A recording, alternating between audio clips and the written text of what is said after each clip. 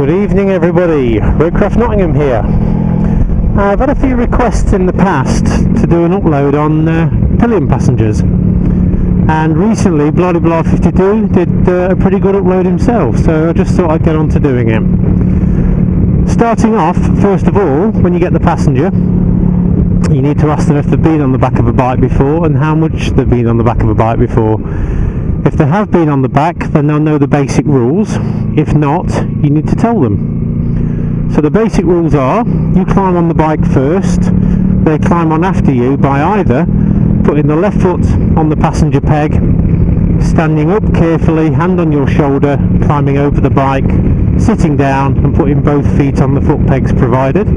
You do have to point the foot pegs out to them as well, because years ago I didn't, and the person I took on the back put the feet on my exhausts and their soles melted onto the exhaust, ruining my black chrome at the time.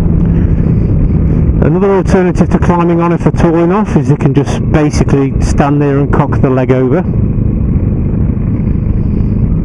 And the third one, somebody has suggested possibly putting your side stand down first and leaning the bike over, and then they can climb on. The problem with that is that I tried that recently, and once the suspension is compressed on the bike, it's difficult to get the side stand up without leaning the bike at a silly angle over to the right first, which is not necessarily safe. So either of the first two options is good. Once they're on the bike, you can get them to stand there, or sit there rather, and put one hand on the grab rail at the back if it's got a grab rail, and one hand around your waist.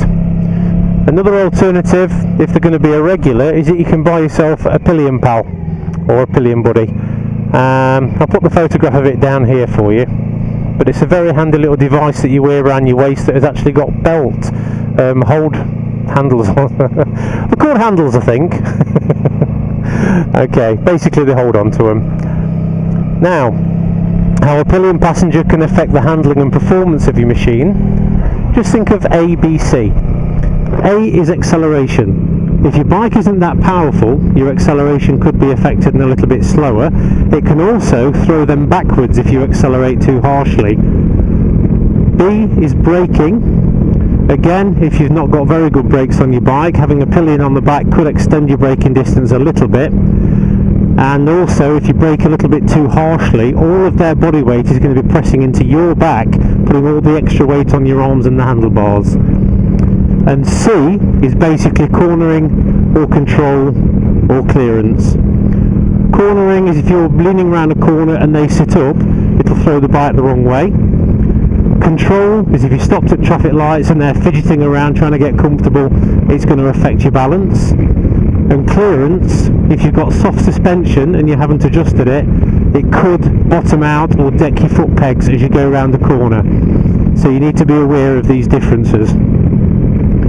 Whilst they're riding, you tell them to keep the feet up at all times. There's no need for them to put the feet down at all. You have total control over the bike, and as long as they're sitting still and keeping the feet up, it's not such a problem. As soon as they start putting the feet down, they can't help but put the feet down and move the body over, and it just throws the bike off balance completely. So the best thing to do is just to get them sitting there doing nothing. Whilst you're riding, please bear in mind if the people have never ridden before, they might be a little bit nervous. And if they are nervous, then the last thing you want to be doing is showing off to them, trying to show them how quick and big and brave you are on a bike, because all you're going to do is scare them off going on a bike in future.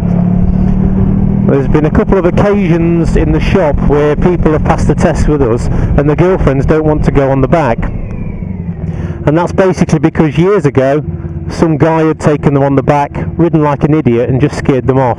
So I've had to take them on the back of the bike and show them that not everybody on a motorbike is an idiot. And luckily that's converted them back into going on the bikes. And that's basically it.